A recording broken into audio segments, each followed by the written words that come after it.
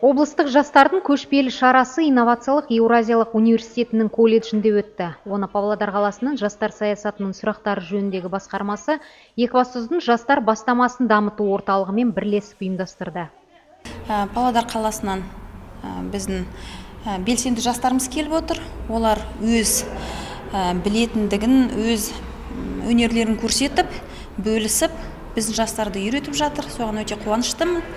Енді біздің жастарда міне скауттық қозғалыс дейміз ғой. Бізде негізінде дебаттық, міне еркін пікір деген дебаттық клуб бар біздің орталығымызда. Содан кейін волонтерлық қозғалыс бізде дамып жатыр біздің қаламызда. Скауттық қозғалыс деген енді әлі жоқ. Енді ойдағыдай болады деп ойлап тұрмын. Біздің Павлодардың белсенді жастары өздерінің жұмыстарымен бөлісіп, біздің қалада да осындай скауттық қозғалыс осы жылы ұйымдастырылып, құрылып, ары қарай жұмысына жалғастырады деп ойлаймын.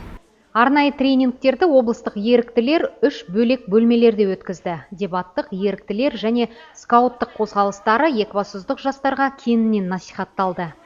Скаутингтің басты мақсаты жан-жақты дамыту, шығармашыл туризм, спорттық әлеуметтік дамыту. Әр команда өзіне ұнамды ісімен айналыса алады. Кейін өздері де скауттық қозғалыс құру үшін біз Екібастұз жастарын осы бағытта оқыталамыз. Ұйымдастырушылар мен қатысушылардың пікірінше, осындай шаралардың жастарға берері мол. Бір жағынан студенттер қосымша икемін дамытса, екіншіден бос уақыттарын пайдалы өткізуге мүмкіндік алады. Осы шараның тақырыбы жалпы мақсаты маған өте ұнады. Дебаттық қозғалысқа қызығушылық туды десем болады.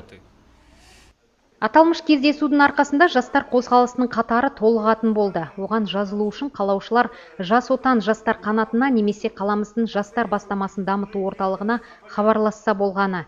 Ал жастар қозғалысының өкілдері облысымыздың өзге де өңірлеріне шығып, кәсіптерін насихаттамақ.